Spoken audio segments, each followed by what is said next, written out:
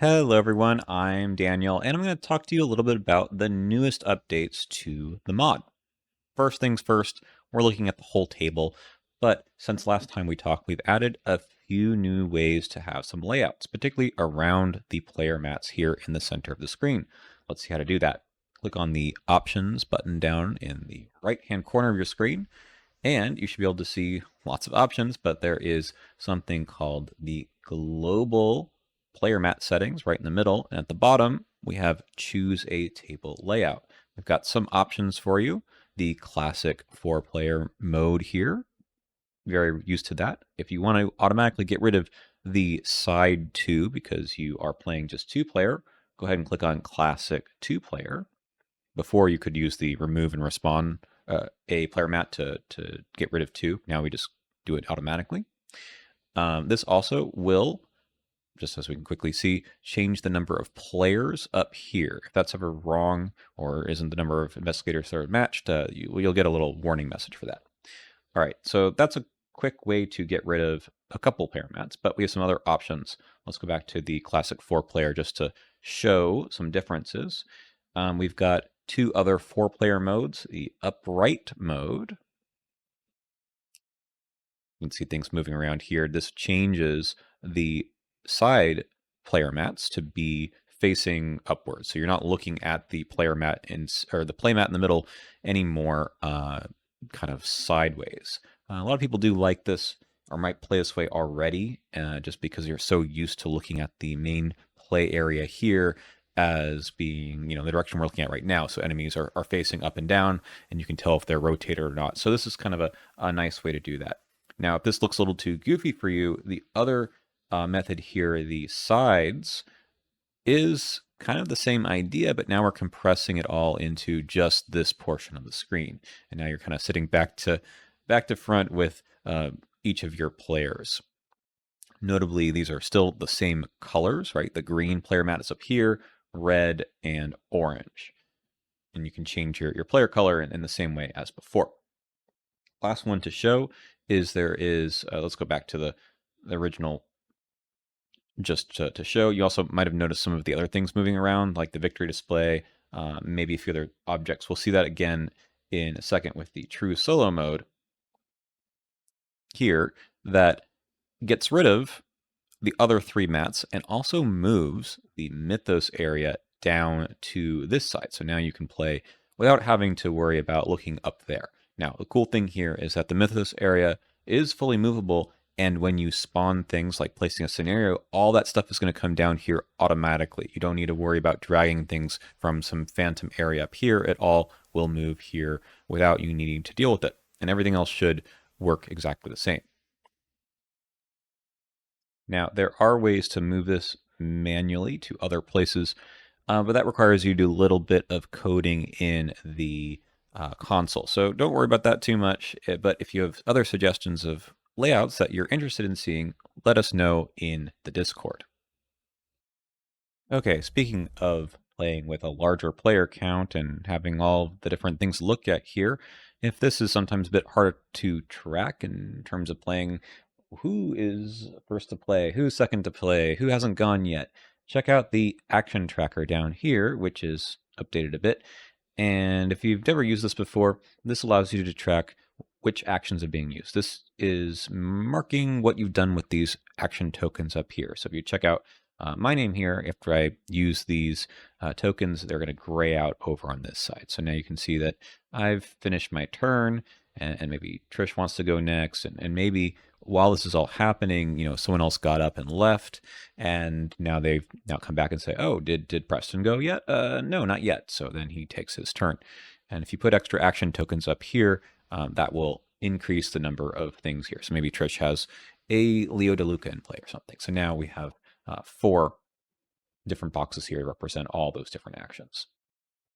If you need to turn that off or move this around, you can just click this and click this to get rid of it. The next thing I want to talk about is really new and exciting. It's how to import custom investigators automatically, especially with fan-created cards. So there's a whole exciting world of fan-created content out there. Let me just first remind you that You can get a lot of these things through the downloadable content here through the menu. This little button down here, it says downloadable content, gives you not only all the official campaigns, but also the fan-made campaigns, scenarios, and especially player cards. But many people haven't really looked too much into this because deck building with those cards is a little tricky since you have to do it all kind of manually in here. But if you are using Arkham.build, which I highly recommend you do, there's now integration of fan content, and you can automatically import those things that are supported in Arkham.build into TTS. So let's just give a quick example for the very new Mythos Busters campaign play along that's starting basically now. I think it's starting this week. So if you go over to Arkham.build and go over to your settings, you can see there's a new tab here. It says fan made content. Click on that and you can see a whole list of things that you have to then install. So I won't go over too much about the integration about how this works in Arkham Build, but you can see that I've already installed that campaign play along set of player cards and investigators, but there's a lot of other things that are available as well down here. There are just regular campaigns that will get you some of those campaign cards into your decks to automatically import, as well as just investigator expansions that people have come up with. So this is really cool. This is going to be really good for people who want to try out what deck building is going to look like. So you'll go ahead and press the button that says install content, like right here, right there rather. I've done that already for this one, and it'll show up at the top for things that you've installed already. And you can even click on view cards to get a list of everything that comes in this pack. All of these things will be in TTS as well. You don't need to do anything in TTS. I've opened a completely fresh table, and over on Arkham Build, I've created a Jerome David's deck. This is not a good deck. I just randomly put in cards. And then make sure you go over to the deck ID and make sure this is shared, and then copy that. Go back over to TTS.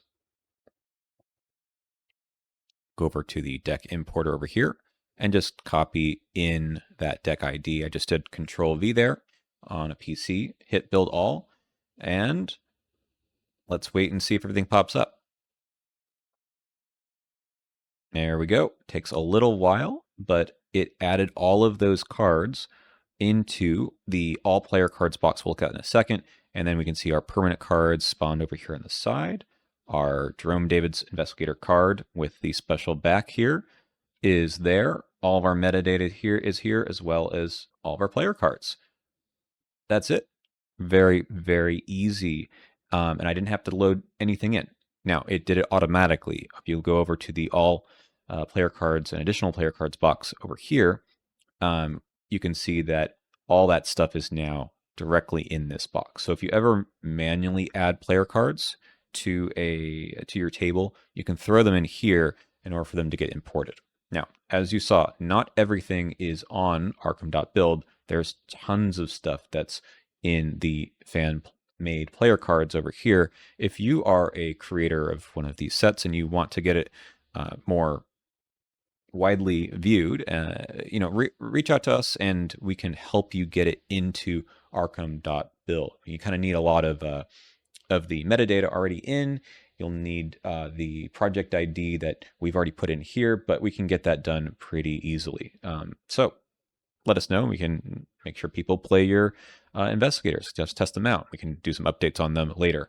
It is important to note that this is a good time to talk about this, that the mod has two components. There's the downloadable part that you get when you just have the save file on your computer. And then there's the downloadable part that is kind of dynamic, right? So when you have downloaded campaigns, you'll notice that these are all kind of just here, empty boxes, right? And you have to actually click on things in order to populate them with all of the scenario elements. That's because it's coming from somewhere else. It's coming from a different repository on GitHub. So the stuff that's in these boxes, as well as the player cards that we just looked at that are fan created, anything that's coming from this downloadable content area is updated in between releases.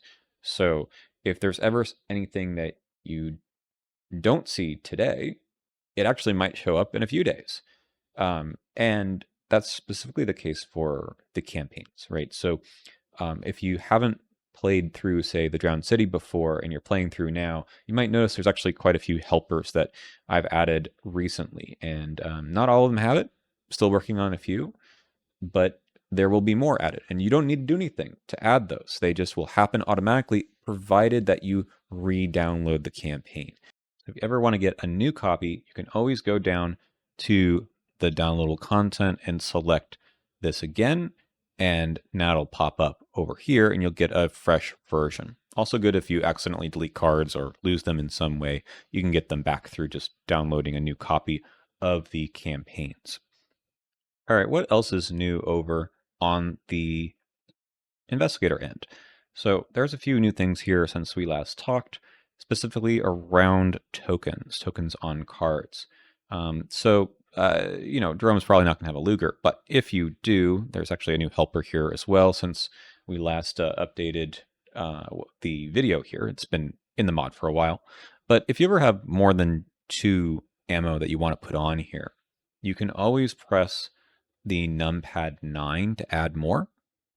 And this is true for any card with uses, and it'll add the appropriate use. Now, if you don't like to use the numpad, maybe you don't want to reach over there, you don't have a numpad on your computer, you can use this dynamic token. So this will just drop here, and then it turns it into the right kind of use. Let's pick out maybe a different card. I think we have Scroll of Secrets in here. Yeah. So same thing. If we want to add some more secrets here, we can just drop these on. You can either do that, or you can just use the numpad as well. That's maybe a little bit quicker for you. Speaking of Scroll Secrets, you might not know this, but there is, and has been for a while, a helper to right-click the card, click on Draw the Bottom Card, and that will show me what the bottom card is. But what's new now is that there's ways to do this, specifically looking at the bottom of the card, that is a hotkey. Again, if you don't know about hotkeys, you probably should. They're up here. You have to go up to Options, to Game Keys, and there's a new one that is Get Bottom Card from Deck. So if I have, my whole player deck here, and I want to just get the bottom one, I can use that hotkey to just grab the bottom thing without having to futz around with what's the thing, flipping this over, accidentally seeing the bottom card, that kind of thing. So you can then just take that card. This will work for any kind of deck. It'll work for the encounter deck as well. And speaking of the encounter deck, we have a new helper for The Stars Are Right. So if you ever have this card, Stargazing, you might have noticed that it says that you can only play it if there are 10 or more cards in the encounter deck, and you have to shuffle one of your Stars Are Right cards into the top 10 cards of the encounter deck. This is kind of annoying to do sometimes, and by the way, this means you take 10 cards and then shuffle it into those 10. So we have a way of doing this already. You can right-click this, shuffle into the top 10. And we can actually take a look. Hopefully it is in the top 10. Hey, it's the number 3 from the top. That's really nice. Okay, that's what that does. And it's kind of silly to do on one card, but actually we're using this for other kinds of effects as well. Some scenarios ask you to shuffle things into the top or bottom some number of cards, so that function is used there too. But if you're playing Stargazing, you can see that that function now exists on the card itself. Okay, last thing, and this is about chaos tokens and drawing chaos tokens. If you've watched me play on my channel, or maybe just on playing board games, you've probably noticed that we sometimes use a tracker for how many times we've drawn an Elder Sign or Autofail. Now, there's been trackers like that in the mod for some time, but now if you go over to the bottom right and check out the barrel, there is something called the Chaos Token Counter Bag, and this is going to give you one of those. Where's the one for the Autofail? Well, if you want an Autofail one, just take one of these out as well. Right-click it, hit Change Token, and we can track anything, not just those 2 tokens, although I will say right now it looks the best if you're picking one of those. So there's the Autofail and the Elder Sign. But that's not all. It's not all. We have a way to count these no matter who is drawing them automatically, or enable for mat is going to be to just count for the nearest mat, and it'll tell you what that does. So let's see how that works.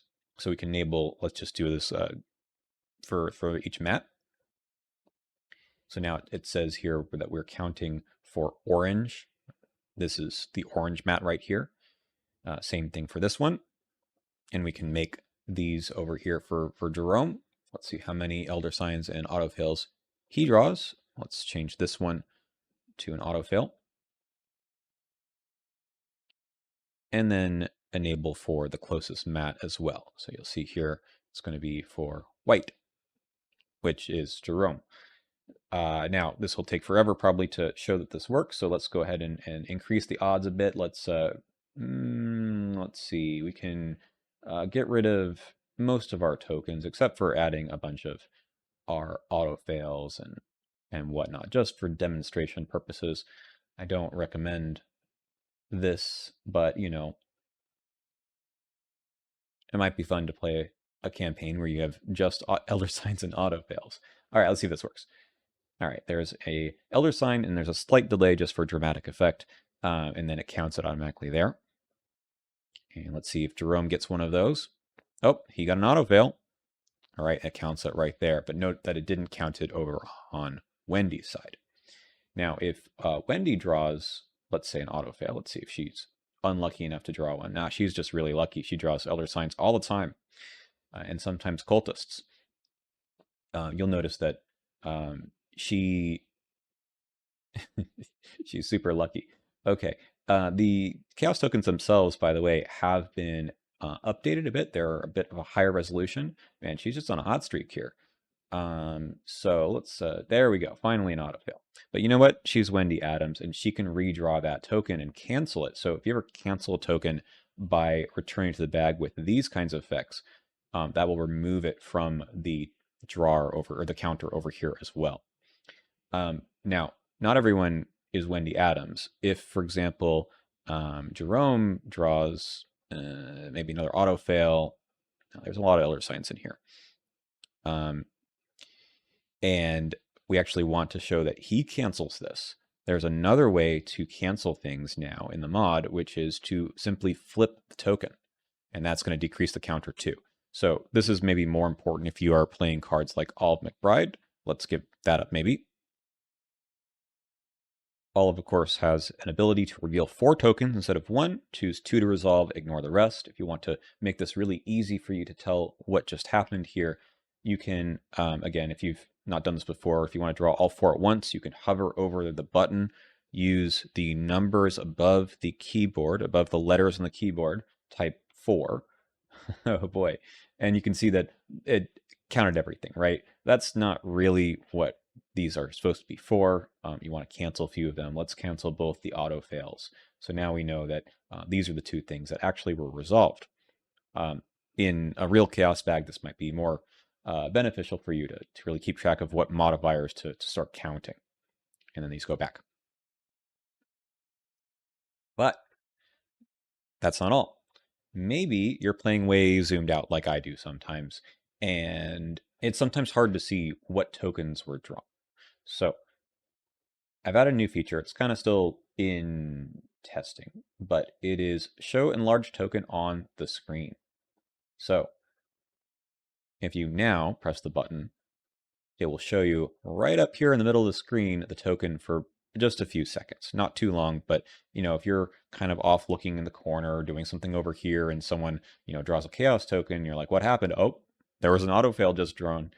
So this way that keeps you from missing all the action. And if you're playing kind of zoomed out to see everything, you can more easily see the tokens.